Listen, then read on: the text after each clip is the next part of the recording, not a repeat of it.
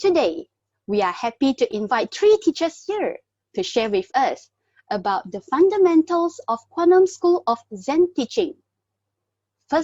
Our first speaker is Chuanwen Sunim Jidobosa. She will be sharing on the topic of classification of Zen. After that, Timlech Jidobosanim will share on the topic of Zen revolution and Dharma combat. After that, Zen Master De Guang will share on the topic of Mind is Buddha, No Mind, No Buddha. This session will be moderated by Jason Quinn Jidobosanim. Now, I would like to introduce Jason Jidobosanim to all of you. Jason Jidobosanim began practicing in 1997 with Quantum School of Zen in Seattle. He resided at Providence Zen Center for 10 years, where he held various staff positions, including as the abbot. He received Inca in 2015. He is the vice abbot at the Empty Gate Zen Center in Berkeley, and also leads the Empty Gate Zen Center group in Santa Clara. He is also the teacher of the Quantum School of Zen online Sangha and travels leading retreats throughout the United States. Let's put our palms together to welcome Jason Jidobosanim for today's session. Hello, everyone. I would like to welcome everyone for coming to our second session today. I also want to welcome our teachers who are here to give talks. So thank you all for coming. Also, thank you to the Malaysian Sangha for working very hard to put this all together, and also the Quantum Online Sangha International Initiative, who also worked behind the scenes to help this happen. So I would like to introduce our first speaker today.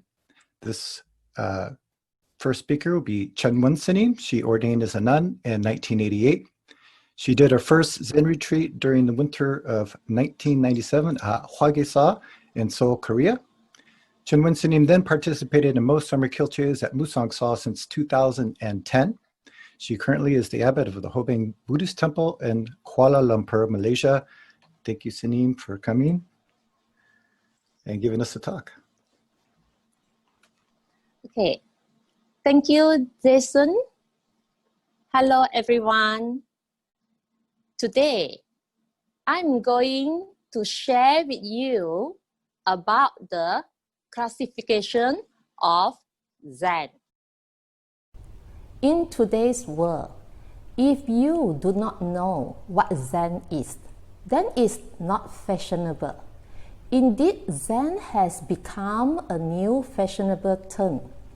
You can surely observe the sign of Zen in urban and rural areas, be it in a cafe, a restaurant, or a clubhouse, such as Zen Garden, Zen Residence, and Zen Spa. Fortunately, we here all know about Zen, so we are fashionable. Now, my distinguished participants, if someone asks you, what is Zen? Do you know how to answer? There are many types of Zen in this world. Most religions, some way or another, have imbued in them some kind of Zen practice. In Buddhism also, there are many kinds of Zen practice. At the outside, these Zen practices seem to differ, but they are only technique, no good, no bad. Zen originated in China, and it has many styles. To enable clarity, Zen Master Guifeng, during the late Tang Dynasty, had classified Zen into the following kinds. These include 5 distinctive kinds of meditation, namely common people's meditation, outer path meditation, Hinayana meditation, Mahayana meditation, and utmost vehicle Zen. Today, I would like to share how Zen Master Songsan uses modern Zen practicing style to elaborate on these 5 kinds of meditation. First, outer path meditation. Today, many Westerners like to practice meditation. There are yoga meditation, holistic health meditation, and holy light meditation. In Asia, we have meditation practiced by Taoists and Hindus. These are all outer path meditation. Their aim is for a conducive mental state of feeling. I have a friend who is practicing Taoist meditation. Taoist meditation is also known as Qigong, or exercise of energy. In this meditation, they will attain calmness and happiness through breathing exercise. It may also help to improve one's health. This is reasonable as the exercise they are relaxed. In itself, there is no good, no bad. The meditation makes some happiness, but when you make happiness, you also make its opposite. You create an opposite world. That always happens if your practice has some object, something that it is attached to. We call this good feeling meditation or peace mind. Its direction is not clear, and it attached to some outside object or feeling or thing. So this kind of meditation is always dependent on some feeling or object. When it does not get this object or cannot keep it, the person will lose their happy feeling. Where is God? I want to see God. Meditation that is attached to some object or feeling or idea is called outer path meditation. Second, common people's meditation. Common people's meditations means any kind of meditation practice that is used to improve your performance in some activity. It has special power, and so many people love it. This kind of meditation can help someone in getting something. It is sometimes called concentration meditation. Some people consider martial arts, Japanese tea ceremony, or calligraphy as meditation. Also painting and music too. There are some who uses meditation to help them to tackle their emotional or mental problems, or to relieve their bodily and mental stress. Nowadays, mindfulness meditation therapy is very popular. This kind of meditation also is no good, no bad. At least, it has to uplift your living quality. It cannot enable you to break free the circle of life and death. Really, although its techniques may benefit you for some time, but its teaching is not complete. The direction of common people's meditation is not clear. It will not aspire one to help all beings. Rather, it will make our self-ego even stronger. For instance, I want to overcome my emotional problem. I want to make my body healthier. I want to be the Japanese tea ceremony champion, and so on. When practicing any kind of meditation that has a wanting objective or wish to a certain extent, provided some kind of good feeling, can often make your I, my, me even stronger.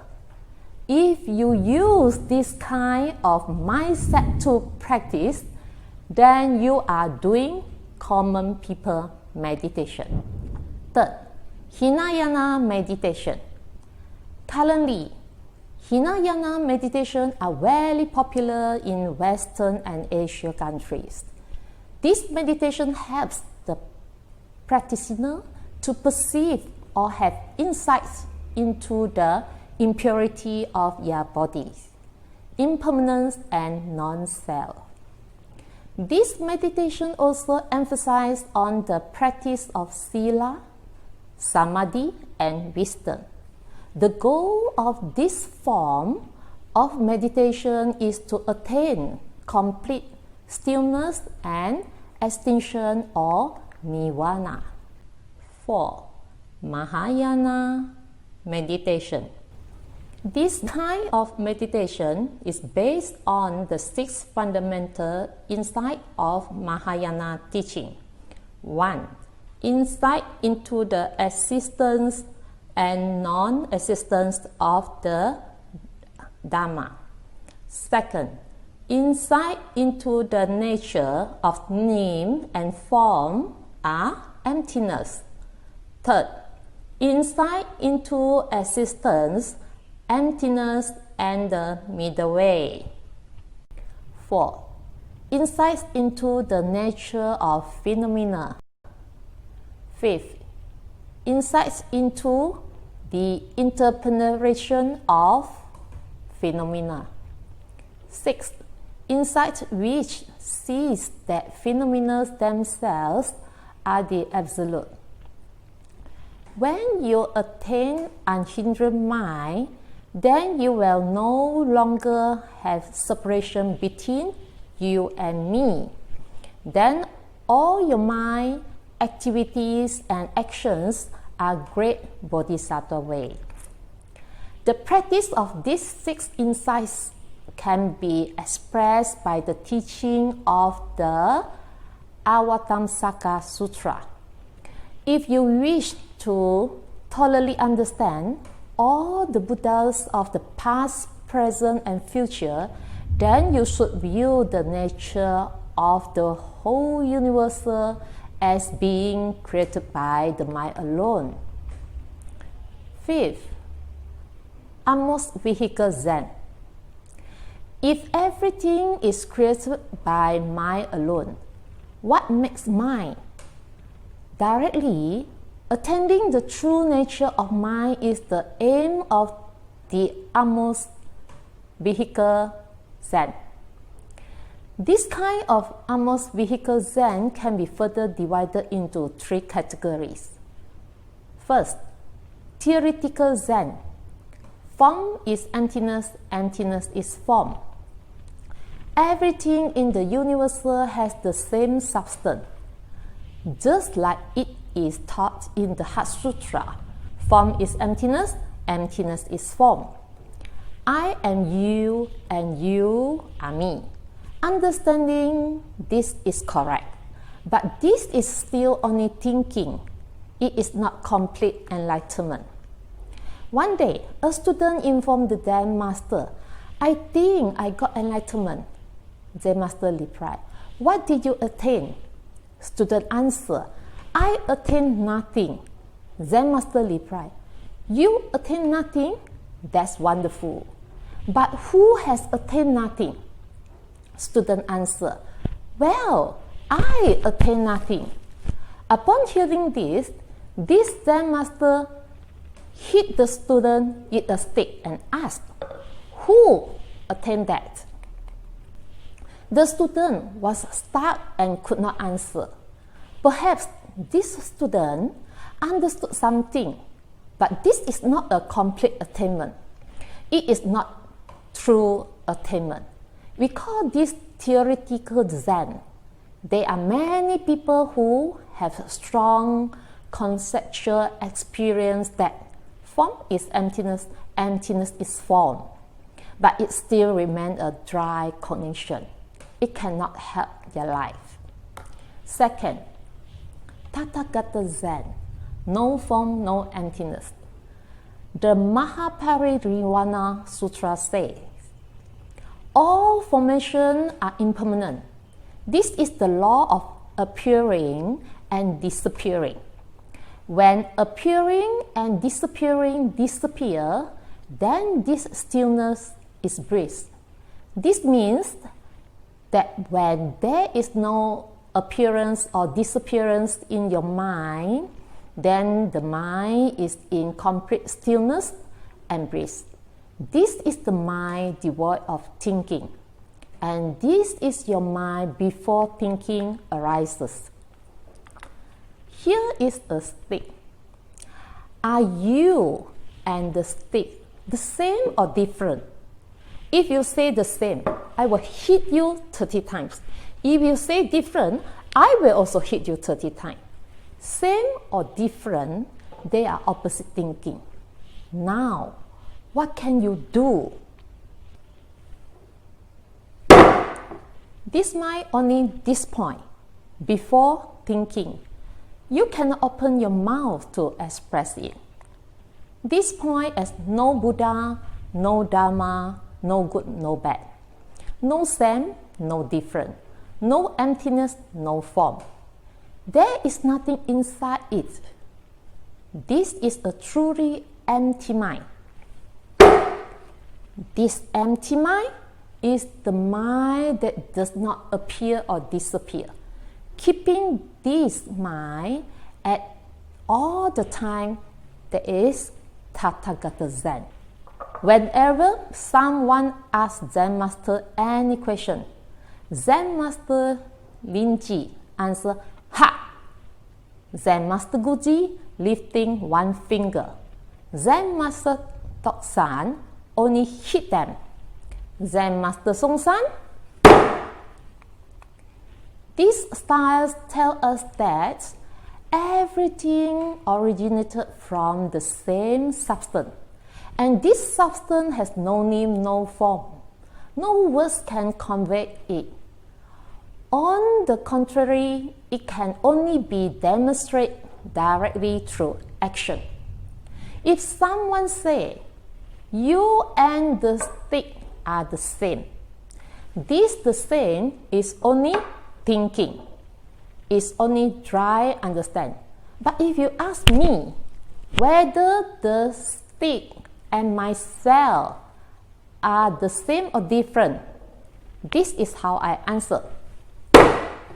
This is Tathagata Zen, attain into no form, no emptiness. So now the third, patriarchal Zen.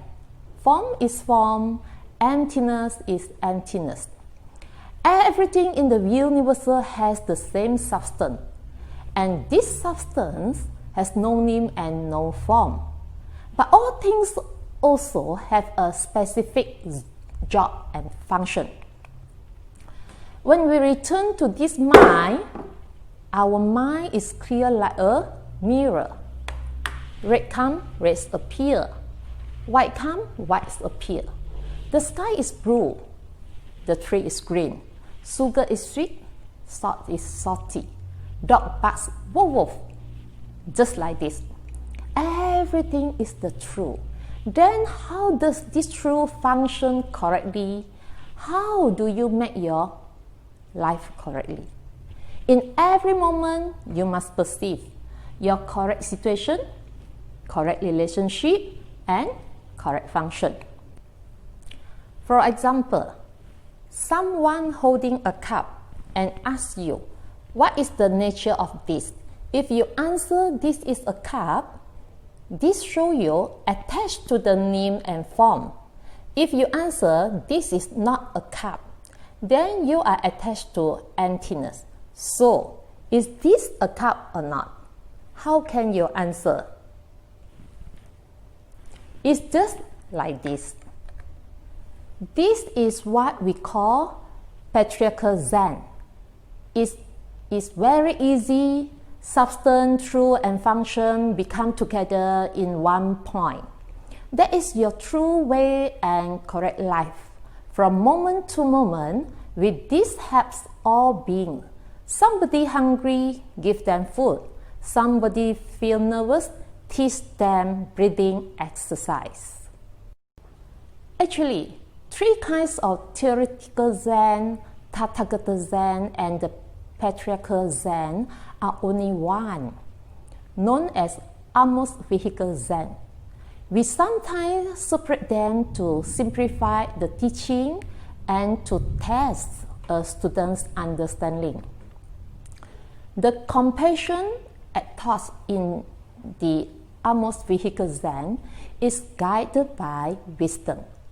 If you have no wisdom and only experience some kind of love mind, then this love mind cannot always respond to people's different deeds in different situations. But if you attain through and digest your understanding, then wisdom appears. Love plus wisdom equals compassion. One action for each situation, a different function for every being need automatically appears in every situation. This, then, is great Bodhisattva way. My sharing today on the different kinds of meditation or Zen is intended to enable all to have a clear understanding what Zen is. What do you want? If possible, avoid the wrong directions. If you discover that you have wandered in the wrong directions, it's never too late to make a U-turn and return to the correct direction. To elaborate more about the utmost vehicle Zen, I think this is the job of Zen Master De Kwan and Teamless Jita Bosanim. Thank you.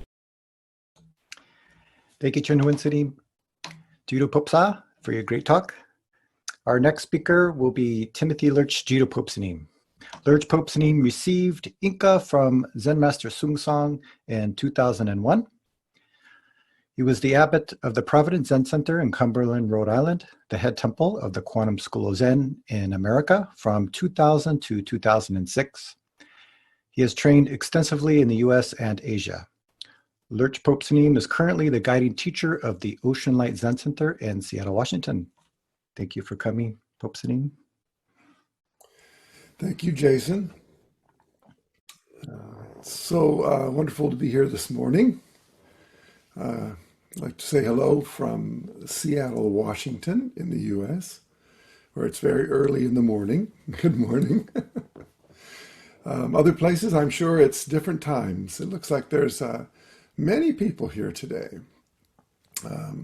I would like also to thank all of the team in Malaysia. And thank you, Sinim, for a wonderful and very informative talk. It was very clear and I think very helpful. I'm very honored to be invited to come and talk to everyone today. The subject of my talk today is going to be the Zen Revolution and also Dharma combat. Hopefully, I can shed some light on these two aspects. You know, the names of these two topics, the Zen Revolution and Dharma combat, they both have a kind of warlike quality.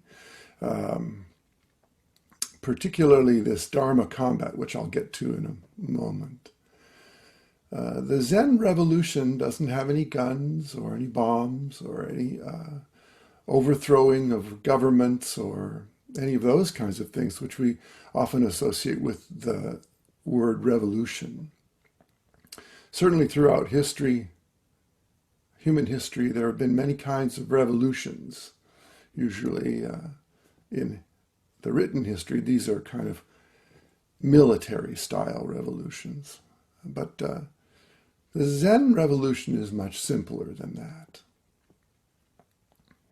When Zen Master Sung San began teaching, came to the United States in 1972 and started teaching these young folks who were following him. He was a revolutionary teacher. He taught all of his students how to wake up in the moment. And he also created specific methods for doing that. But like I said, the Zen revolution, in spite of everyone's efforts, is very, very simple. And it's very personal.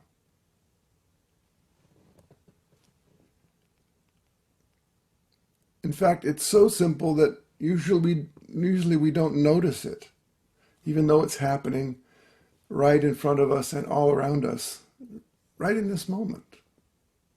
Isn't that interesting? It's a revolution that's happening right this moment, and yet usually we don't notice it. But today I'd like to offer a chance for everyone to experience a Zen revolution. Would you like to experience a Zen revolution? Okay. What I'd like you to do is take your right hand and reach up and touch your nose. Go ahead, give it a good squeeze. There. Did you get it? Did you have a Zen revolution?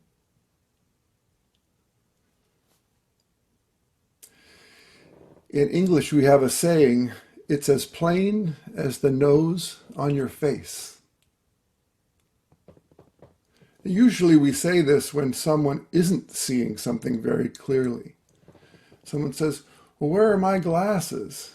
And, they're sitting right on top of my head or even on my eyes. It's as plain as the nose on your face. What could be more plain than that? Everybody's just reached up and touched. And our true self is also like this. It's always there, never separate, yet we miss it because our mind is divided. Our mind is divided by opposites thinking and obscured by layers of prejudice and desire. But just now, when you reached up and touched your nose, your true self was also as plain as the nose on your face.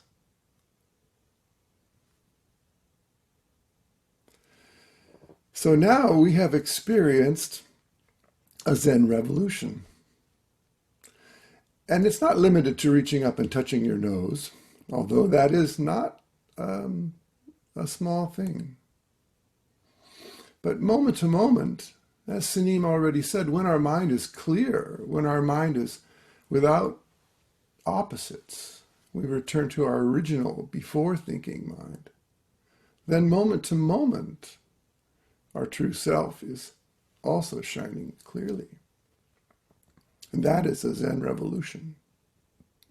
The true Zen revolution that each one of us can experience moment to moment in our lives.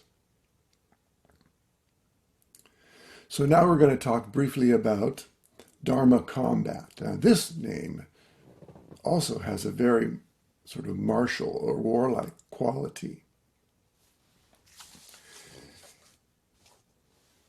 That's okay, though, because names, they're just names. We name everything. Human beings do that.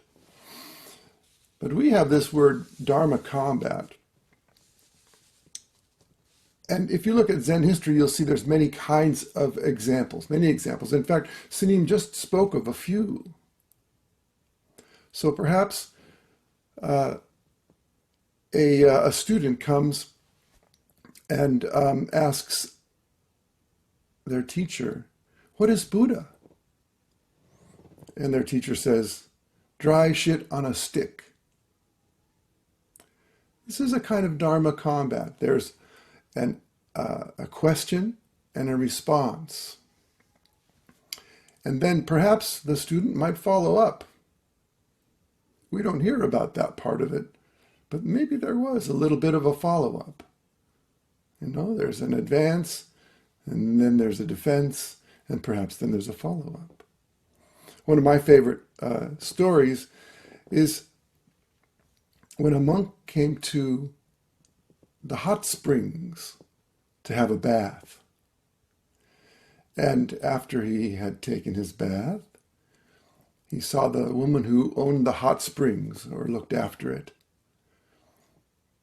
And he said, "Your hot springs is wonderful. It's the best ever." And the old woman said, "Well, I'm glad you had a good time. Now, you cleaned your body in the hot springs. How will you clean your mind?" And the monk was stuck, couldn't answer. And then as a Zen student, we have an opportunity in Kongan training to respond to that question as if we were the monk. So this is a kind of Dharma combat. But it doesn't have to be just a story, an old story with an exchange. Actually, it can be you going to see the teacher, either privately or even publicly, and asking a question. Perhaps this question is something that really comes from your own experience. Maybe you have a problem in your life. Maybe there is something going on that you're curious about. Maybe you heard a Dharma talk and you don't understand something and you want to take it up with your teacher. Maybe you have a question about the nature of practice or the quality of a bodhisattva. When we open ourselves to deep inquiry, we ask perhaps a difficult question, and then we're receptive to the response. That's very important. We must be receptive to the response. Then guest and host can very quickly disappear, and a true meeting can occur. In this way, Dharma combat can act as a catalyst to awakening.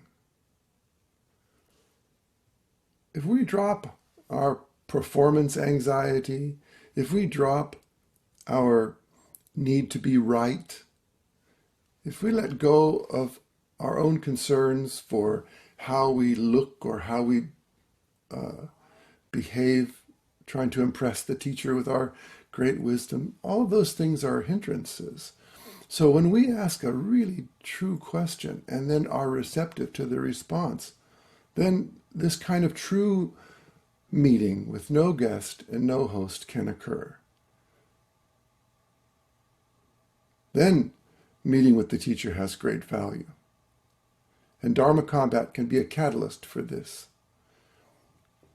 It's also possible to test the teacher.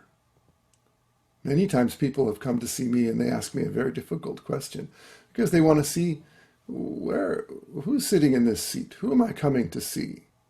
There's also a history of this in Zen practice. If you're traveling and you meet a teacher, you want to find out what he or she has to offer. So you ask them a question. Perhaps the answer is very satisfactory, and you submit to some kind of teacher and student relationship. And maybe the answer is not exactly completely satisfactory. Then some kind of exchange can occur. But Dharma combat is not about winning or losing. If we have a winning and losing kind of mind, and we enter into Dharma combat in this way, all we have is a missed opportunity. Because we're not receptive to the wisdom that might come out of the exchange. In fact, the name Dharma combat isn't really a very good description. maybe Dharma dialogue or Dharma exchange might be more in the spirit of it. But names are only just names, so we don't need to worry. We don't need to change the name. We just need to understand clearly what the name is pointing to. So this Dharma combat is actually pointing to your true self. When we go to meet somebody, or if we ask a question in a talk, if we have some idea of winning or losing, then we're already lost. But if we open ourselves up to an honest and open exchange, then the Dharma will flow without hindrance, and everyone can benefit. So if you ask a question, this question must be asked in a spirit of gratitude and respect, not only for the person you're asking, but also for the Dharma which will then flow. And if the answer is not satisfactory to you, that's okay.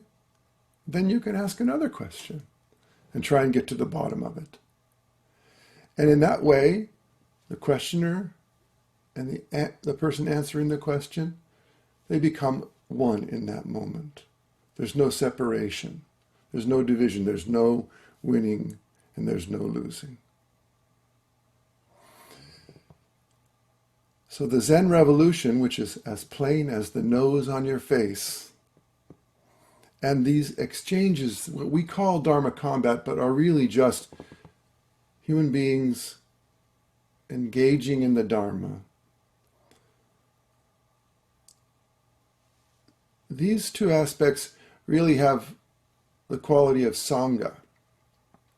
They have the quality of coming together to practice. Because if I'm alone in a hut in the woods, as wonderful as that might be, it's not always easy to engage in this kind of Dharma exchange. So we're very, very fortunate to have this Sangha. And right now, 785 people are here engaging together. That's our Sangha. So thank you very much for coming together, for the whole world is a single flower, and I appreciate you listening to my talk.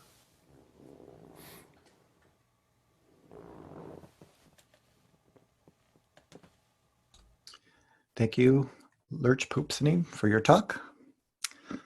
Our last talk will be given by Zen Master De Kwang. Zen Master De Kwang has been a monk since 1987 and received transmission in 1996.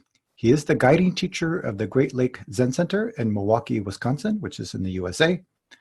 Zen Master De Kwang has traveled widely, leading retreats throughout North America, Europe, and Asia, including 90-day retreats in Korea. His interests include meditation, practices common to Christians and Buddhists. Thank you, Zen Master De Kwang, for coming and giving a talk.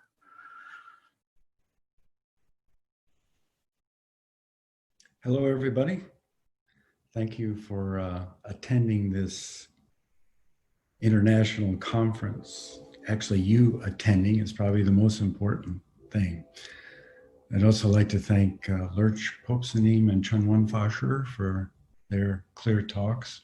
In fact, they didn't leave me much to talk about. But anyway, I'll say something.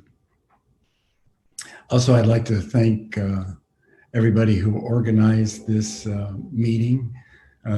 Sometimes we think very negative about this worldwide pandemic, but it does have a few positive qualities. And one of them is it's really expanded almost to the point of an explosion, everybody's ability and desire to get together on things like this, Zoom. So that's at least a little bit of an upside to the whole thing. Today I'm going to talk a little bit about Kumran, as everybody before me has. The Buddha, in his life, only talked about suffering and taking away suffering. So this suffering is created by something, and it ultimately leads to a great question. And that great question is, what am I? So the Buddha lived in very good circumstances, but one time he escaped the circumstances and he went out and he saw three things that really shocked him. And those three things are old age, sickness, and death.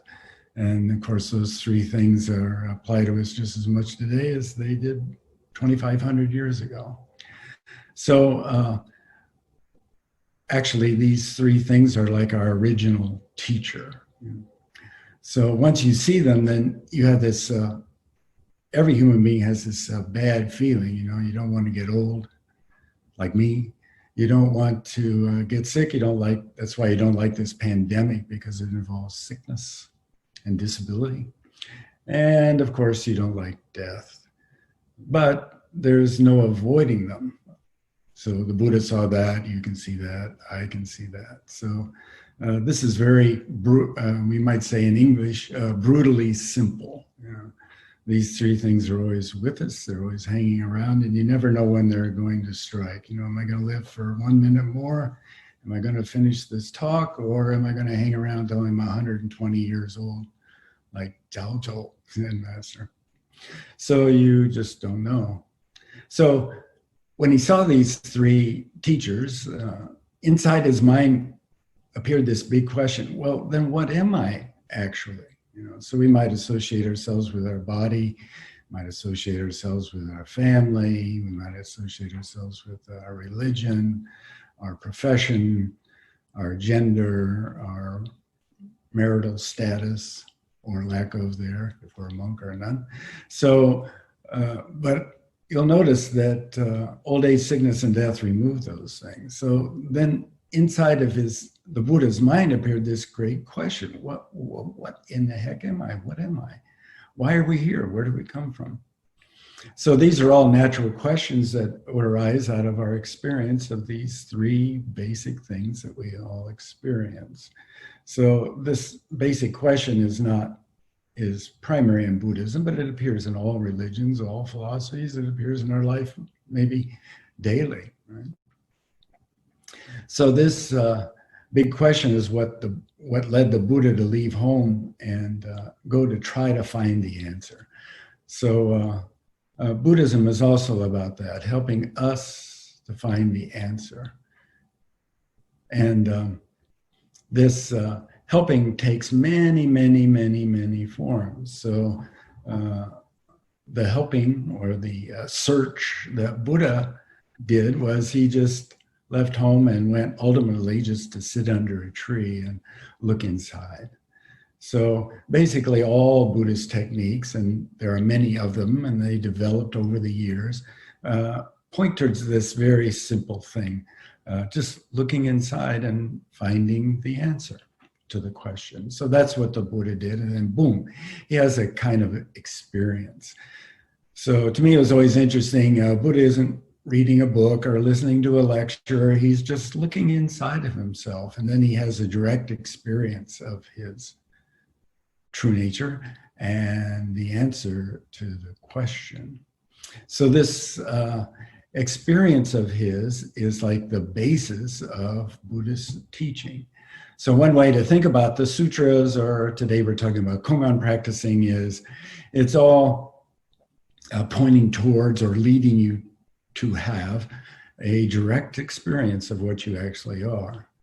So that's a little bit unusual, because some people think about the sutras as explaining something, but no, they're not explaining anything. All they're doing is pointing towards you having an experience. And the Kongan too is also interesting, because it's not explaining anything to you, obviously, because when you think about it, all you do is get a headache, right? So it's also a technique for allowing you to have a direct experience. So everything in Zen, and ultimately everything in Buddhism, is also about this direct experience. So I'm always talking about a banana, so I can explain a banana, I can read a book to you about bananas, and I can even send you the video so you can watch the banana video. But in the end, you'll have to actually peel one and bite into it, and then you'll have the direct experience, and you say, oh yeah, that's what all that was about. Wow, great. Why did I spend the money on the video and the book when I could have just bitten into the banana, right? So that's what the Kongan is. So since the Buddha's time and long before, we've had all kinds of techniques for experiencing this, what we really are. And the Buddha is just a particular, the Buddha and the Buddha's teaching is just a particular form of telling us how we can directly experience what we actually are. And the purpose of that is to relieve suffering. So even the Kongan is about taking away suffering. And the taking away that suffering is based on a direct experience.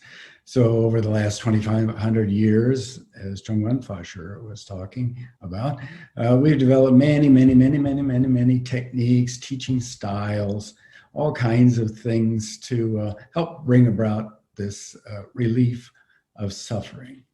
So probably before, but most recently that we know of, the sixth patriarch who died in about the year 713, wrote this thing called the Platform Sutra.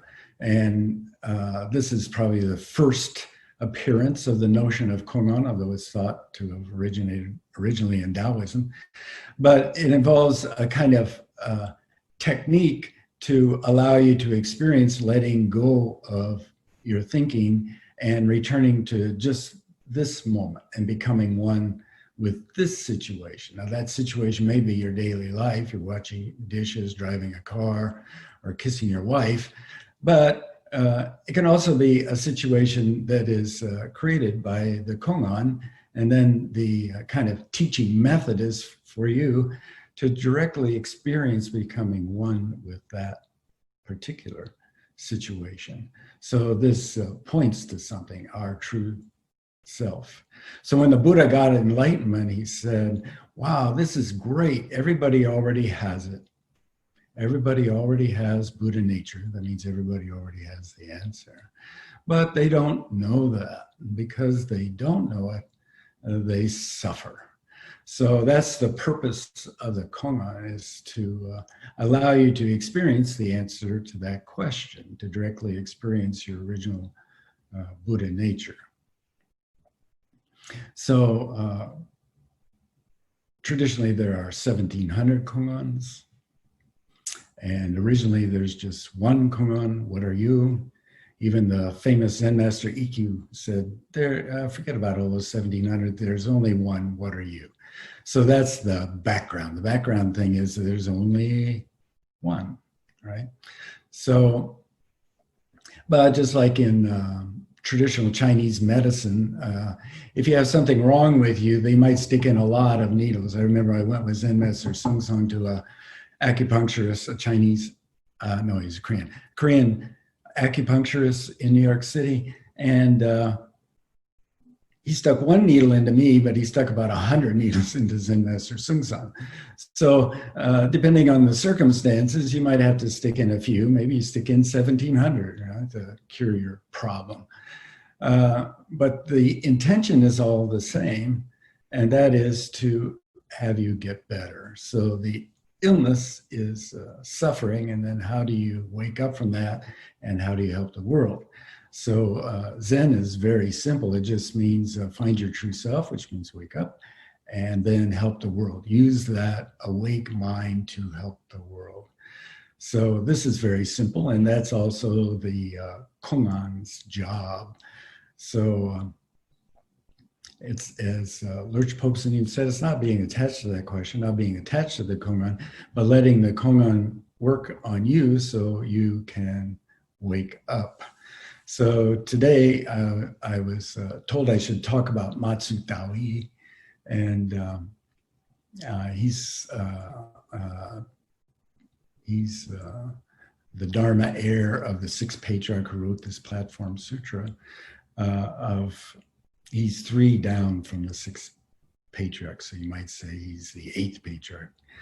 And he's famous for developing all these techniques like Chungwon hit you with a stick.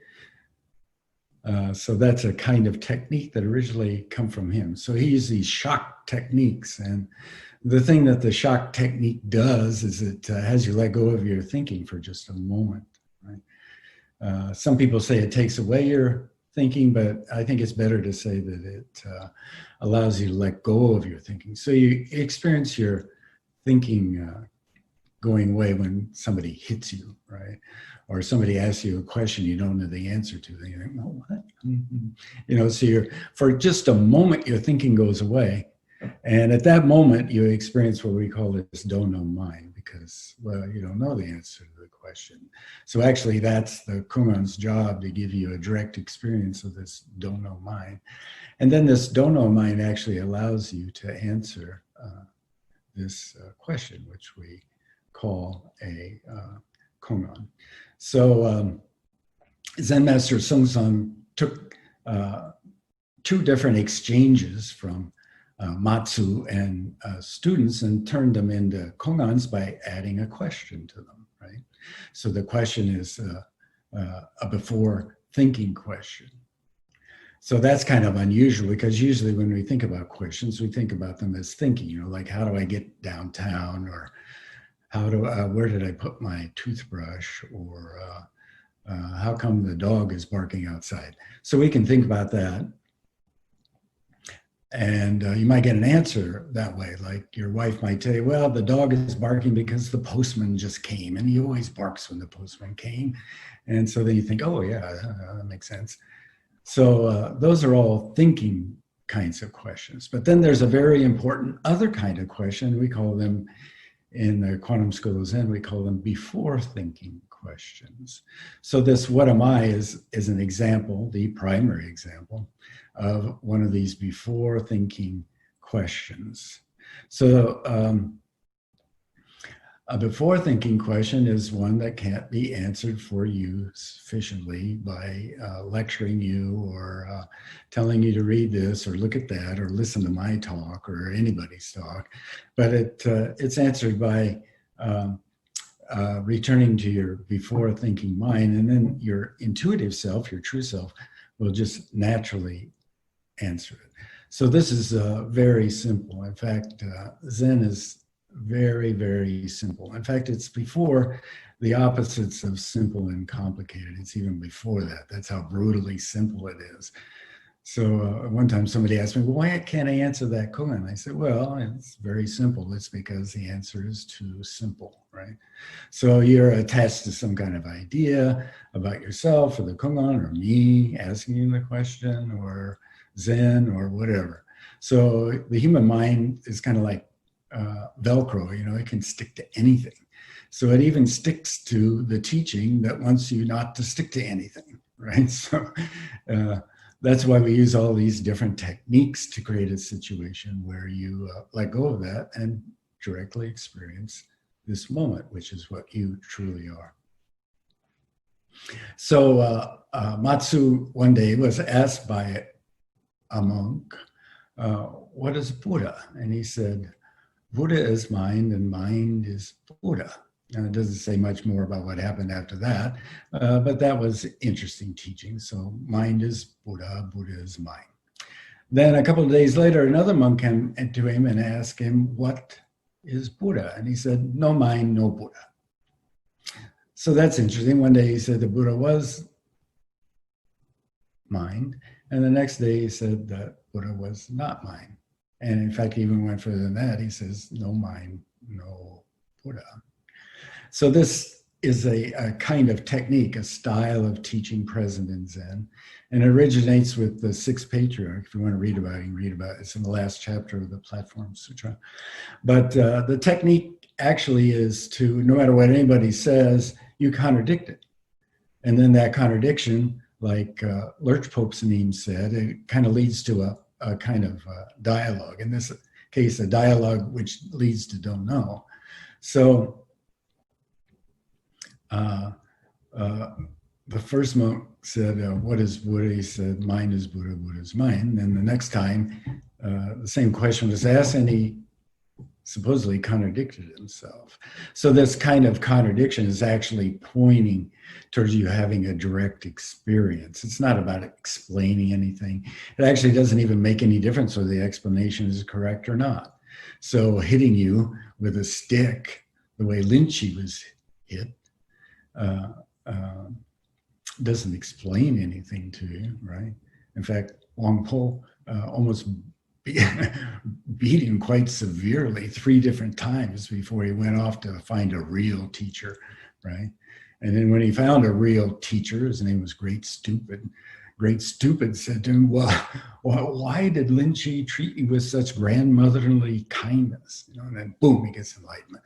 Because he finally experienced what he was questioning before. Right? So that's what we call enlightenment. Enlightenment is not special.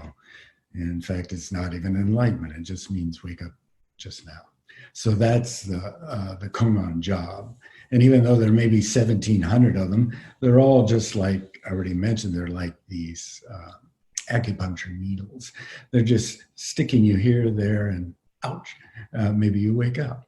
So those are just some of the kinds of techniques that we use within Zen to bring about a direct experience. But all the techniques in Zen are actually pointing towards you having a direct experience, even reading the sutras. So it's very interesting. This sixth patriarch, who's the founder of modern Zen style teaching, got enlightenment when he actually heard a line from the sutra, from the Diamond Sutra. And that line was, when thinking arises in your mind, don't attach to it. Then boom, he gets this realization, right? So that's interesting because it's not about, it's using actually reading a sutra and he gets enlightenment. And he didn't practice for 6 years like the Buddha. In fact, you know, he did no formal practicing before he heard that line. And here he is. He's the founder of modern Zen style teaching. So it's all about having this direct experience and not attaching to thinking or not thinking or answering or not answering, attaching to the teaching, not attaching to the teaching doesn't have anything to do with that. It's before that. So this thinking is not good or bad. Reading the sutras is not good or bad. The problem is attachment. So when thinking arises in your mind, don't attach to it, right? That's the behind meaning of all these different styles of teaching, whether it's koans, reading sutras, or getting hit over the head by a stick. Don't attach to it. Let go of it and return to just now. So we call that just now mind. So every time you return to your just now mind, actually, that is enlightenment. It doesn't have mind. It doesn't have no mind. It doesn't have enlightenment. It doesn't have anything. It's only just this moment. Pow, wake up. So when the Buddha wake up, he's just looking at the morning star. So I always found that he's looking at the morning star. But already, if you went to school, you would know, well, that's not a star. It's actually a planet. So what he said, you got enlightenment looking at by seeing the morning star. That's actually a mistake.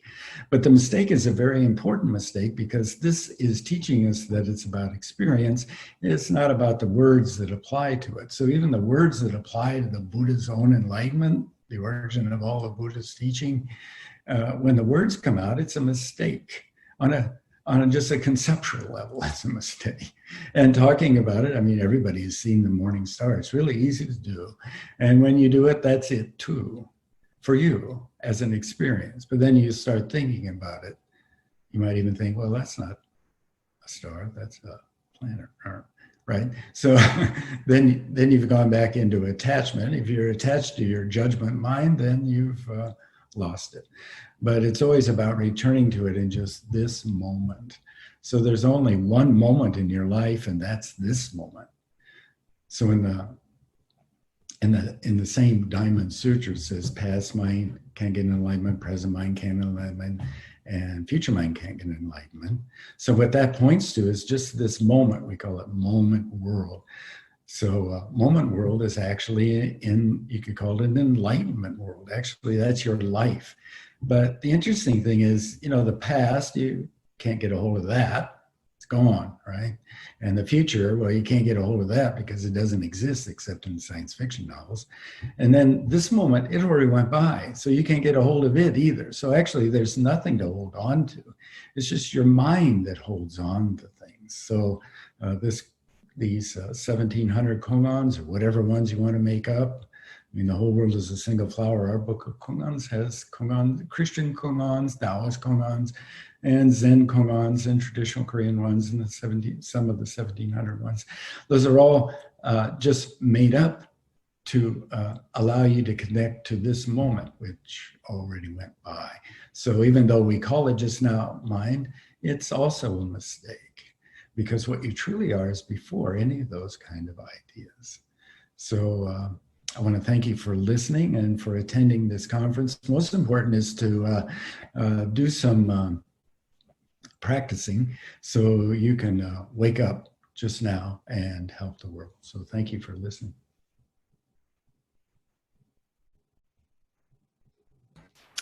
Okay, thank you, Zen Master Di Kwang, for your talk. Thank you for all the teachers for your talk. Now, Zen Master Di Kwang will lead us with the 4 great vows. Sentient beings are numberless. We vow to save them all. Delusions are endless. We vow to cut through them all. The teachings are infinite. We vow to learn them all. The Buddha way is inconceivable. We vow to attain it.